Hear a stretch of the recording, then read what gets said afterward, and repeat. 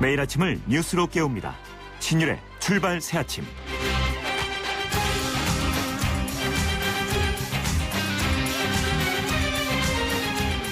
내일 박근혜 대통령이 국회에서 연설을 합니다. 최근 남북 긴장 관계에 대한 국민적 단합을 호소할 예정이라고 하는데요. 이런 박근혜 대통령의 모습 좋습니다. 그동안 수석 비서관 회의나 아니면 국무회의에서의 발언을 대국민 담화로 대체하는 경우가 많았던 것에 비교하면 국회에서 대국민 연설을 하는 것은 어쩌면 비정상의 정상화라고 볼 수 있기 때문입니다. 그리고 이번 남북의 대치 관계가 그만큼 위중하기 때문이라고 볼 수 있는 근거가 될 수도 있는데요. 어쨌든 내일 박근혜 대통령의 대국민 연설, 어쩌면 대국민 호소가 될 수도 있는 이번 연설이 국민들의 마음에 어떤 영향을 미칠지 바로 그 점 때문에 내일이 주목됩니다. 신율의 출발 새 아침, 오늘 순서 시작합니다.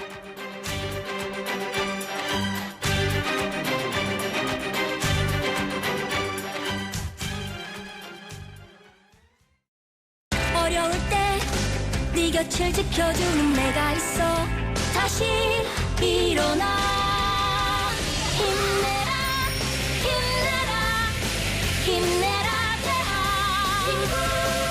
처음 마음 그대로 100% 당신 편에서 NH농협은행.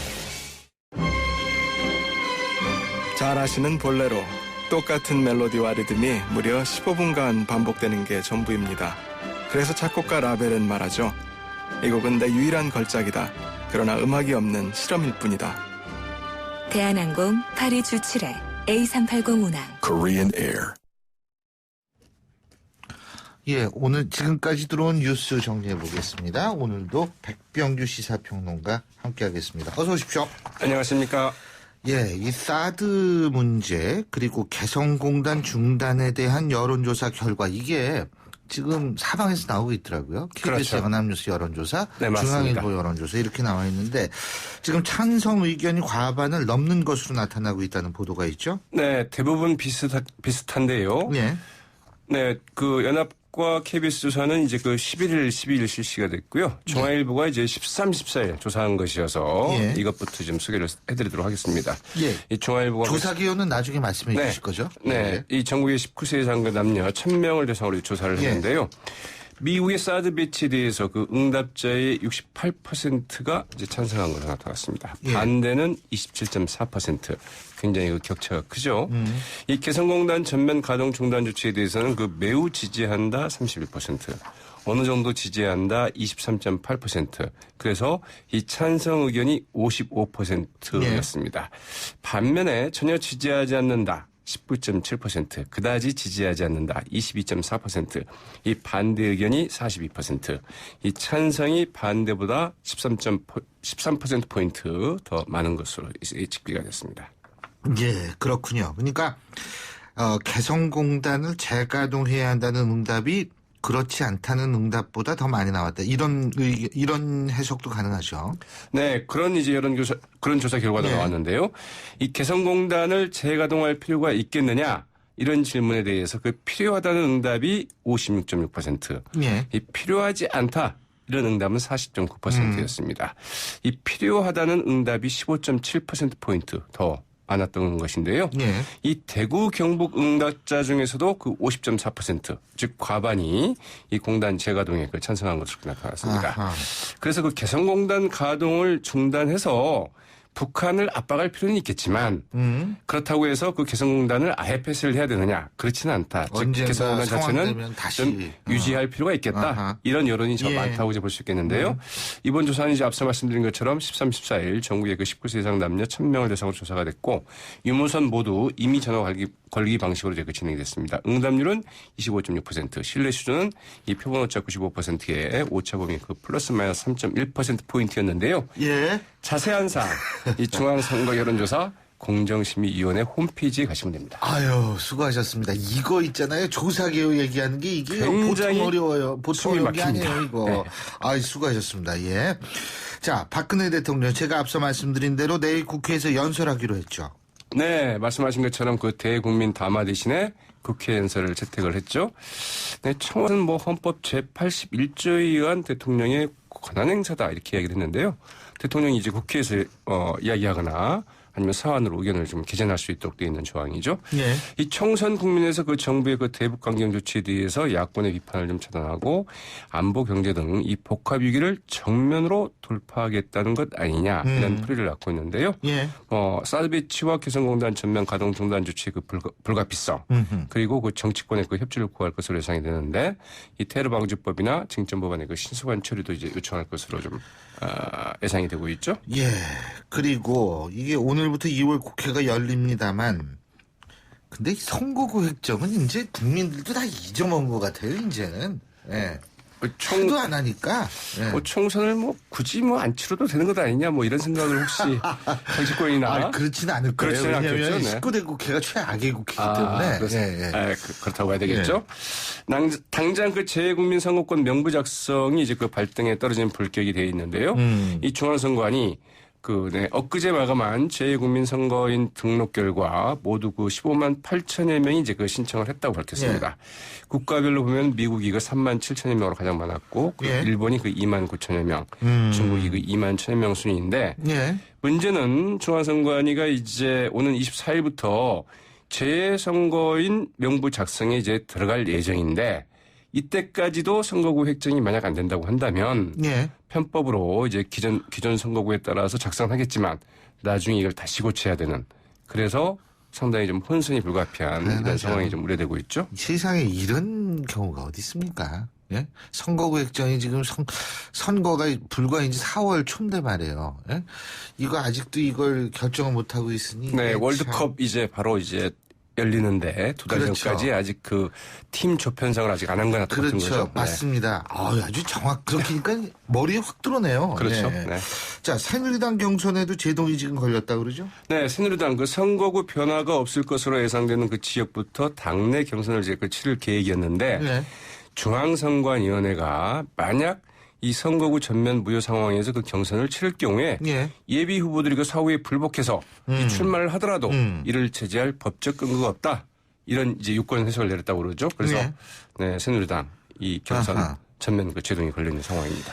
예, 잘 알겠습니다. 오늘 말씀 여기까지 듣겠습니다. 고맙습니다. 네, 고맙습니다. 예, 지금까지 백병규 시사평론가였습니다.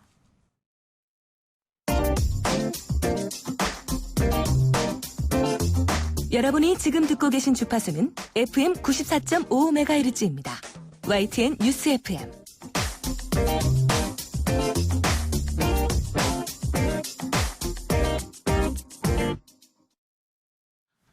(4.13) 총선 후보자를 선별하는 새누리당 공직 후보자 추천 관리위원회가 본격적으로 가동되면서 구체적인 심사 기준 그리고 부적격자에겐 도대체 누가 해당되는지 이런 거에 대한 지대한 관심이 쏠리고 있습니다.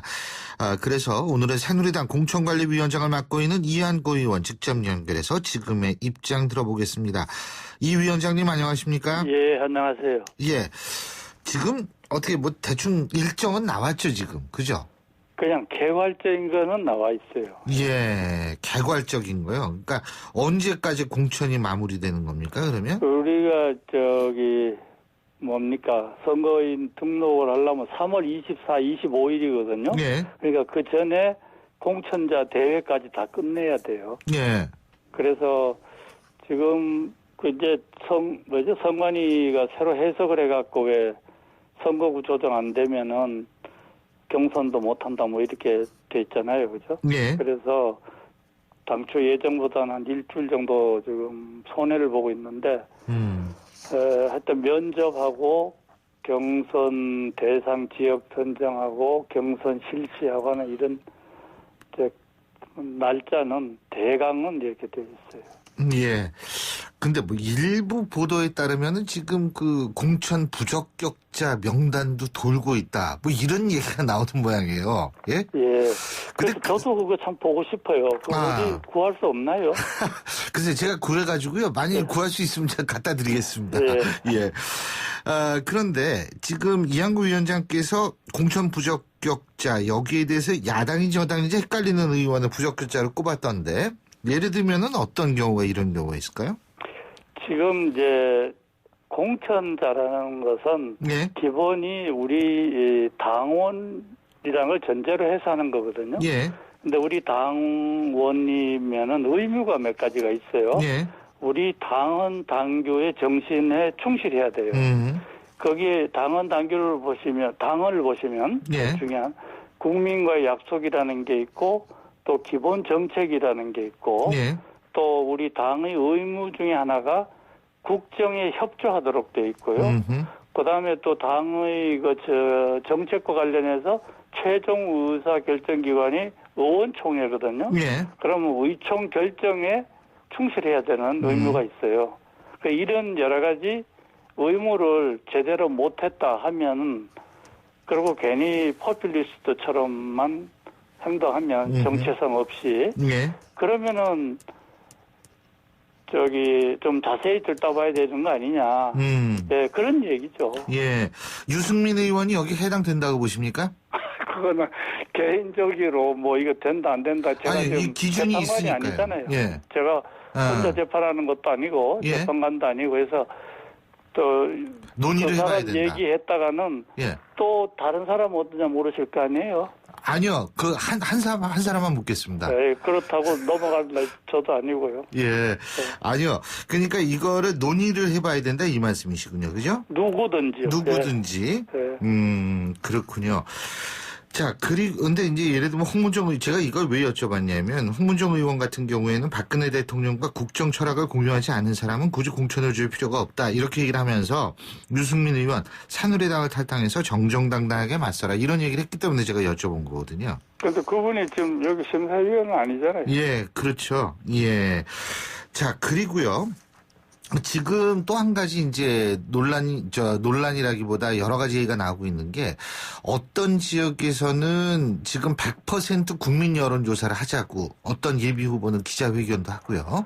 그리고 어떤 지역에서는 100% 여론조사하면은 안 된다라는 주장이 나오고 있고 이런 부분은 어떻게 정리를 해야 될까요? 글쎄요, 그게 다 이제 일리는 있어요. 예. 왜 그러냐면은 뭐 신 교수님이 더 잘하실 거 아니에요. 아이고. 뭐냐면 정당이라는 것은 예. 결국 후보자를 우리 손님들한테 국민들한테 내놓는 거잖아요. 예. 그런데 그 내놓을 때 그 후보자 결정은 당원이 하는 게 정상이잖아요. 예. 그런데 우리의 경우는 역사가 정당 민주주의 역사가 짧다 보니까 당원한테만 맡겼다가는 이 물건이 안 팔리게 생겼다. 이제 이렇게 돼서 예. 일반 국민들 의견을 직접 들어보자 이런 방식으로 운영이 되고 있거든요. 예. 그래서 이거 지역구별로 봤을 때는 어떤 지역구는 이 현역이나 이런 사람들이 완전히 당원을 장악하고 있거나 예. 아니면 당원의 의사를 쉽게 조정할 수 있는 위치에 있는가 하면 또 새로운 신인들은 얼굴이 알려지지 않아 갖고 아주 훌륭한 분인데도 또 국민들한테는 인기가 있음에도 불구하고 예. 당원들 마음 사는 경쟁에서는 불리한 경우가 있고 그렇잖아요. 예. 그래서 이것을 획일적으로 정하기는 좀 어렵고 지역구 사정에 맞춰서 공정하고 또 우리가 선거에 이길 수 있는 이제 그런 방식을 선택을 해야 되는 것 같아요. 근데 그게 솔직한 얘기로요. 어떤 방식을 선택하든 한쪽은 반대하게 돼 있는 거 아닙니까? 그렇죠? 당연하죠. 예. 다 이거는 이 선거판은 그냥 유리하면은 뭐 그냥 무슨 일인 짓인들 하는 그런 판이에요. 그러니까 공천관리위원회 같은 데서 잘해야 되죠. 그렇죠. 그리고 사실 그래서 이제 제가 드리는 말씀인데 일부에 그걸 뭐라 그래야 될지 모르겠습니다만 하여간 이 명망가들을 모셔오려고 하고 있지 않습니까? 각 정당이요. 그죠? 그렇죠. 근데 예. 이제 그렇게 명망가들이 왔을 때 이 김무성 대표는 전략공천은 없다. 이렇게 얘기를 하는데 일각에서는 뭐라고 얘기를 하면 전략공천은 없을지 모르지만 전력공천은 있을 수 있다. 다시 말해서 온 전력을 다해서 예? 예. 어쨌든 상향식 공천이라고는 하지만 온 전력을 다해서 그 명망가를 후보로 만드는 그거 결국은 전략공천 마찬가지 결과 나오는 거 아니냐 이런 우려도 나오고 있거든요. 어떻게 보십니까? 그런데 이제 이게 전략공천이라는 용어의 네. 의미를 우리가 되새길 필요가 있다고 생각이 돼요. 예. 옛날식의 전략공천이라고 하면은 그거는 이제 실권자들이 제멋대로 기준도 없이 이렇게 영향력을 행사하는 그런 얘기 수단으로 이게 통용이 됐는데 그렇다고 선거를 하면서 전략 없이 하면 안 되잖아요. 예. 공천은 선거의 중요한 수단이거든요. 그래서 그런 의미에서는 당이라는 게 항상 전략을 갖고 해야죠. 그리고 지금 상황은 어떠냐? 국민들이 19대 국회의원 보기 싫다는 거잖아요. 네. 기본적으로. 항상 그러니까 그렇죠. 될 수 있으면은 국민들이 입맛에 맞고 또 우리나라가 지금 머지않아 커다란 위기에 휩쓸릴 가능성이 높아요. 그러면 이 위기를 예방하거나 해결할 수 있는 능력을 가진 사람들을 개혁할 수 있는 사람들을 국회에 많이 보내야 나라가 위험해지지 않잖아요. 그러니까 그런 차원에서 필요한 훌륭한 분들은 모셔와야 되는 거거든요. 그래서 모셔와서 그분들이 그러니까 최종 선거에서까지 이길 수 있도록 마음고생 덜 하면서 그렇게 만들어 드려야 그래야 그게 정당의 의무가 아닐까. 정당이 무슨 중개업소처럼 그냥 이런 사람 있으니까 저기 알아서 이게 뽑아보시오 이렇게 한기보다는 이 불량품 같은 건 딱딱 걸여내고 깨끗한 상품으로 전시하고 또 보증도 해주고 필요하면 수리도 하고 이렇게 하는 풀서비스 업체처럼 이렇게 나서줘야지 소개업체처럼 해갖고는 안 되지 않느냐. 이제 그런 뜻이죠. 지금 위원장님께서 위기라고 말씀하셨는데 경제적 측면을 말씀하시는 겁니까? 아니면 남북 관계를 말씀하시는 겁니까? 지금 신 교수님 더 잘하실 것 같은데 지금 세계 국제 정치 정세나 경제 질서가 지금 급변하는 거나 우리나라 사회 구조 바뀌는 거나 어느 면을 봐도 지금 다 지금 나쁜 방향으로 급속히 변하고 있어요. 그래 이게 지금 거의 시기적으로 몰리고 있어요. 그렇기 때문에 총체적인 위기예요. 한두 군데만이 위기가 아니에요. 그래서 총체적인 위기가 닥치는데 일반 국민들은 거기에 대한 인식 없고 정치권은 전혀 관심 없고 지금 이래 돼 있잖아요. 그러니까 이걸 바꾸려면 정말로 새 시대에 맞는 그러니까 제 얘기는 세계화도 알고 또 과학기술 혁신도 알고 문화 창달 쪽도 알고 생활 전반에 걸쳐서 각 분야에 전문성 있는 그렇죠. 그런 분들 또 의지가 있어야 되잖아요. 그죠? 그런 분들을 그냥 가만히 놔두면 그런 분들이 왜 옵니까 정치판에. 그러니까 좀 설득을 해서 오시도록 하고 또 오셔갖고는 또 망신 주고 한번 쓰고는 버리고 이러잖아요. 이제까지. 그래 그런 것도 이제 고치고 해줘야 나라가 될 거 아니에요. 근데 바로 그런 걸 위해서 비례대표가 있는 거 아닌가요? 그렇죠. 비례대표도 그렇게 운영해야 되는데 지역구도 가능하면 그렇게 해야죠. 비례대표는 뭐가 근본적인 약점이냐면요. 한 번밖에 안 시켜준다는 거예요. 그렇죠. 그것도 어디 규정이 있는 건 아니에요.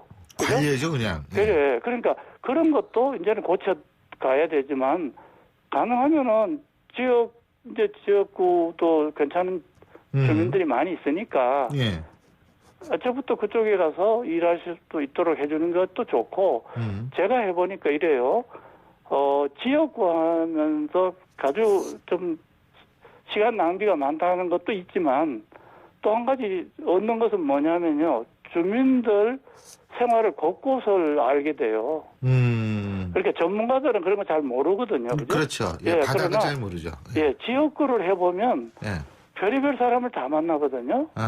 그러면서 또 배우는 게 굉장히 많아요.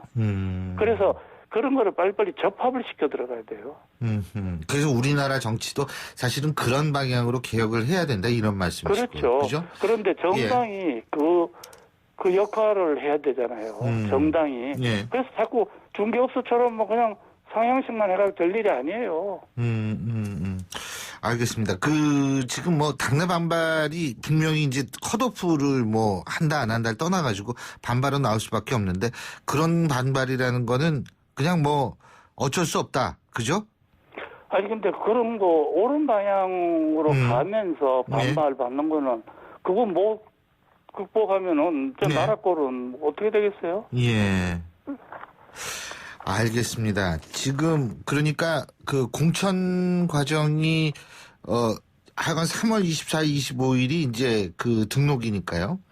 어쨌든 그 전까지 모든 거를 다 해결하시려면 이제 뭐 한 달 조금 더 남았는데 그때까지 어쨌든 열심히 하셔가지고 지금 말씀하신 대로 좀 우리나라 전문성 있는 사람도 좀 갈 수 있는 그런 정치판이 됐으면 좋겠네요. 그런데 이거는 제 혼자 간단하게 절대로 해주십시오. 못합니다. 예. 잘 좀 도와주십시오. 알겠습니다. 예. 오늘 말씀 잘 들었습니다. 고맙습니다. 예, 수고하세요. 예, 지금까지 새누리당 공천관리위원장을 맡고 있는 이한구 의원이었습니다. 신율의 출발새 아침 오늘 순서 1부 순서는 여기서 줄입니다. 잠시 뒤 2부에서 뵙죠. 항공사부터 콜라까지 다양한 사업을 하고 있는 영국의 대표 기업 버진그룹의 유명한 괴짜 CEO 리처드 브랜슨. 그는 스튜어디스 복장으로 항공사 기내에서 서빙을 하는 등 특이한 행동으로도 유명한데요. 이런 힘의 원동력은 뭘까요? 리처드 브랜슨은 즐거운 삶이 중요하다고 강조합니다. 인생의 80%를 보내는 일터가 즐거워지는 직장 문화의 개선, 효율적인 업무 시스템과 휴식의 공존, 대한민국 직장인의 꿈입니다. YTN 라디오 직장문화 개선 캠페인은 유플러스 비즈스카이프와 함께합니다. 안녕하세요. 가수 김종서입니다. 제 노래 가사처럼 저는 아침에 눈을 뜨면 가장 먼저 하는 일이 있습니다. 바로 세상과 소통할 수 있는 YTN 라디오의 주파수를 맞추는 일인데요. 빠르고 정확한 뉴스와 알찬 정보들, 그리고 제 음악도 들을 수 있는 주말 뉴스의 뮤직까지 이렇게 24시간 뉴스와 음악을 함께 들을 수 있는 방송은 아마 그 YTN 라디오가 유일하지 않을까 그런 생각을 합니다. 94.5MHz YTN 뉴스 FM, 여러분도 YTN 라디오와 행복한 하루 보내세요. 락앤롤.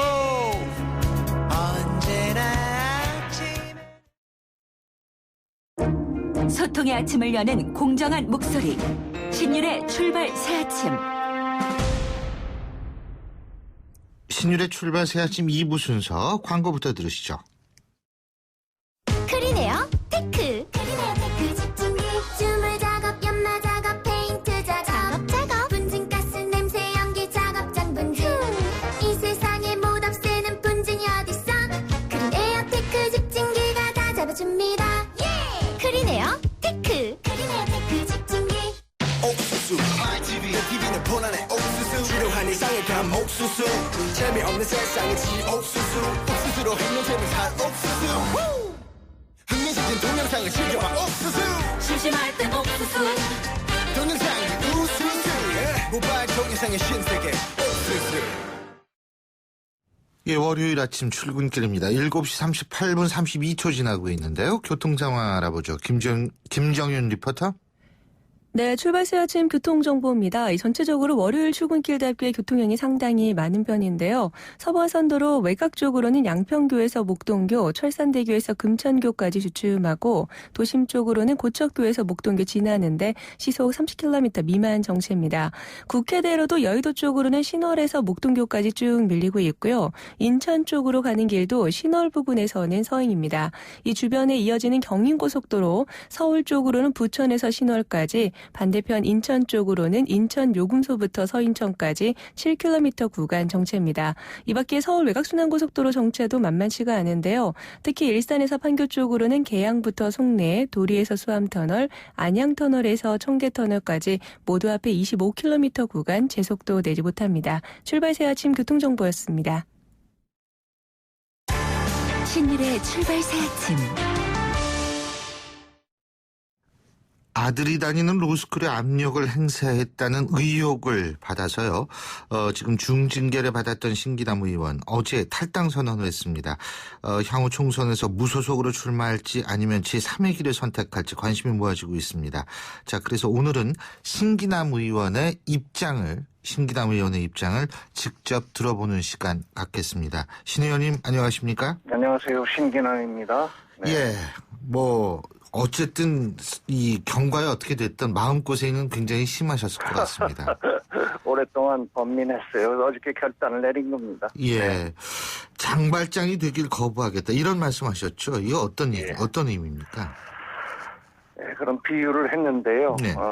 정치적 희생양이 되기를 거부하고 저희 길을 가겠다는 거예요. 예. 이 윤리심판이라는 이름 아래 처음부터 결과를 정해놓고 저를 몰아붙인 일종의 정치적 음모가 있었다는 저는 확신이 듭니다. 예. 이게 학교 측 모든 관계자가 외압을 받지 않았다고 이렇게 공언했고 학교의 그 소재선 교수라고 그분이 양심 선언을 해서 로스쿨 측으로부터 오히려 제가 피해를 입었다 이렇게 증언을 하지 않았습니까? 그런데 정작 당 지도부와 윤리심판원은 진실의 눈을 감고 저보고 당을 위한 정치적 희생물이 돼달라고 노골적으로 요구했지요. 그래서 당 지도부는 또 윤리심판원 심의 당일에 중한 처벌을 공개히 요구하기도 하고 또 저희 그 당 소속 의원들이 저를 위해서 탄원서를 이렇게 서명하는 것을 중간에 못하게 이렇게 저지를 하고 그래서 이것은 미리 정해놓은 어떤 뭐가 있는 거 아니냐 저는 그렇게 확신하고 있고요. 저에게 그래서 장발장이 되달라는 건데 저는 거부합니다. 그래서 정의롭지 못한 행동입니다. 자, 그러면 한 가지씩 좀 여쭤보겠습니다. 네. 지금 학교 측 관계자들이 외압을 받지 않았다 이런 얘기를 했다고 지금 이제 그거는 이제 신기남 의원님의 입장이신데 일반 당에서 조사 결과 다 그렇게 결론은 내렸어요. 예. 네, 근데 이제 제가 여쭤보고 싶은 거는요. 일반 국민의 입장에서 볼 때 신기남 의원님 같이 다선 의원이다가 더군다나 이제 당 대표도 지내시고 이랬던 분이 이제 사실 학교에 가서 얘기를 했다라는 사실 자체를 외압으로 느낀다라고 혹시 생각해 보시진 적은 없으십니까? 외압으로 보일 수 있다. 예, 그 소재선 교수가 다 증언을 했어요. 예. 저는 사실 모르고 있었어요. 그런 로스쿨 측의 어떤 복잡한 사정이 이번에 저뿐이 아니라 많은 학부모들, 학생들이 무리를 많이 일으켰습니다. 좀 무리한 학교 측의 행정 때문에. 그래서 그 지도 교수가 저보고 학교 가서 학부모들이 많이 항의하는데 당신은 왜 가만히 있느냐 이렇게 강권을 하더라고요. 그래서 그냥 그 지도 교수가 가르쳐주는 대로 전화번호 했더니 받지도 않아요. 그래서 무조건 찾아가서 1시간 기다렸습니다. 원장 만나느라고. 그래서 그런 사실관계들이 있어요. 네. 아니 근데 이제 워낙에 저 유명한 사건이라 그 학교에서 그런. 제가 왜 이걸 여쭤봤냐면 노회찬 전 대표 같은 경우에 이제 이런 얘기를 했거든요.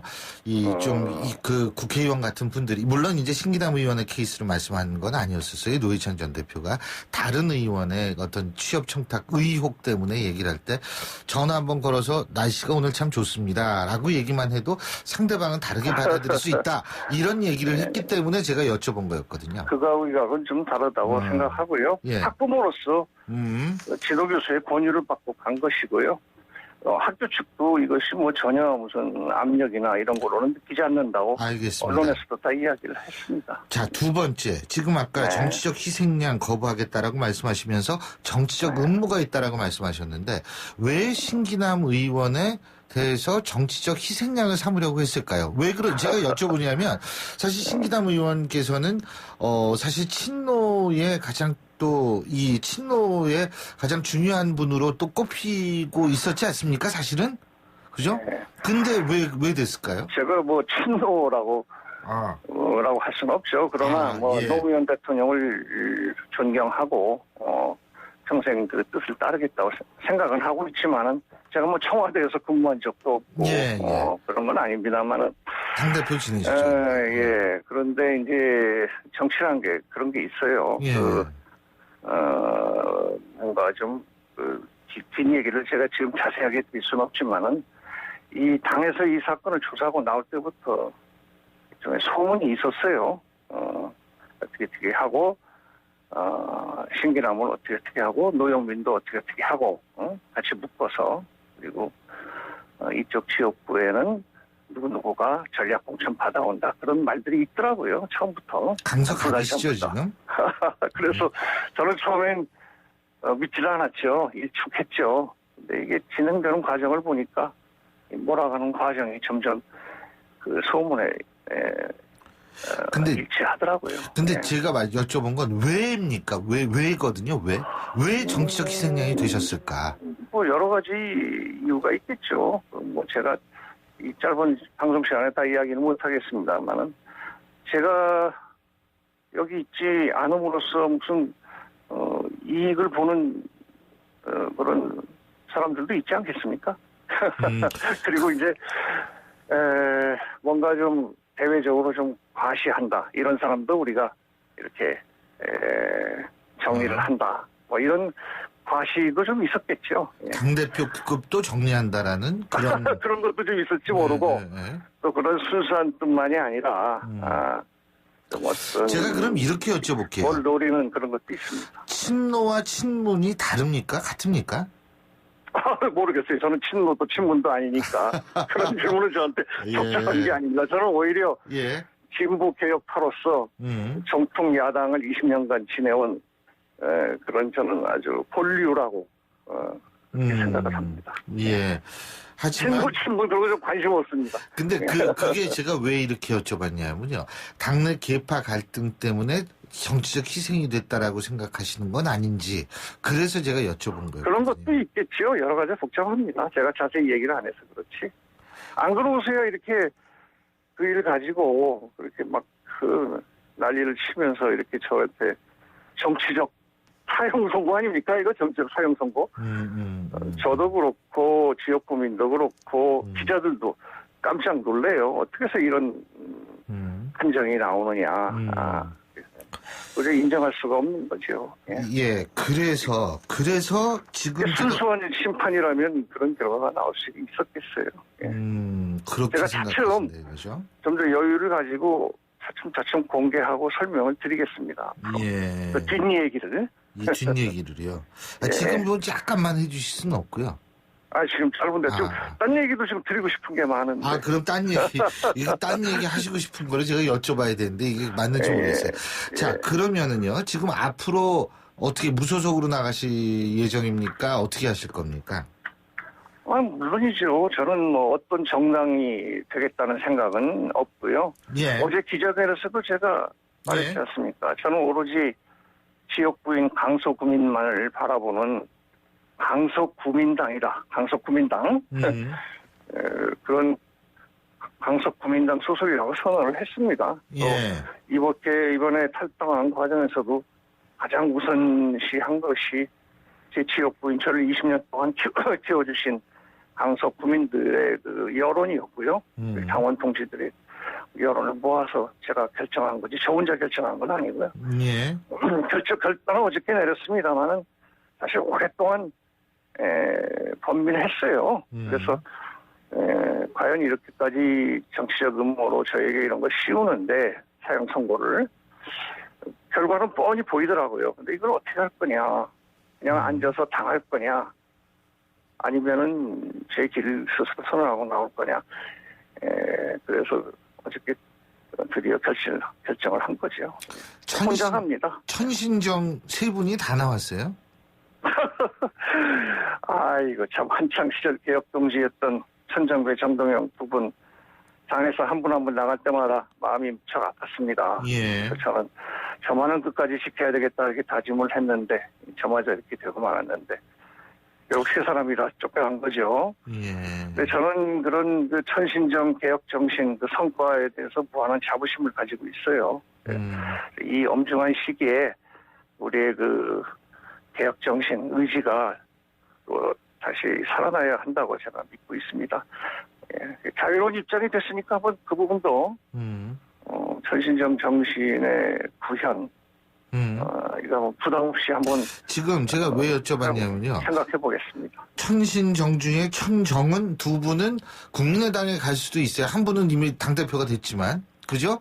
그러면은 네. 신기남 의원께서만 남는데 이왕 세 분 가시는 두 분 가셨는데 한 분 정동영 의원은 물론 고민 중입니다만 만약에 가신다면 가실 수 있는 거 아니에요? 글쎄 뭐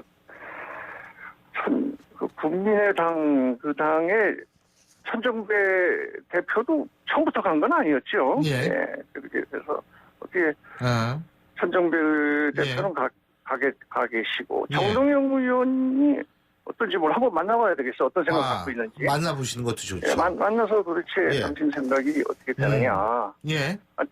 천정배 대표하고 한번 만나보려고 그래요. 그래서 오랜만에 서로 떨어져 있었는데 이제 자유로운 입장 아닙니까, 저도. 알겠습니다. 뭐 그래서 한번 만나서 이게 어떻게 되는 거냐, 어떤 생각이냐 한번 부담 없이 한번 상의해 보려고 합니다. 알겠습니다. 상의해서 뭐 또 뜻이 맞으면 가시는 거고, 그죠? 예. 그런 생각은 벌써 할 수 없고요. 예, 저는 저희 길을 갑니다. 예. 잘 알겠습니다. 오늘 말씀 잘 들었습니다. 고맙습니다. 예, 감사합니다. 예, 지금까지 더불어민주당을 탈당한 무소속 신기남 의원이었고요. 신율의 출발 새 아침 2부 순서는 여기서 줄입니다. 전 8시 10분 3부에서 뵙겠습니다.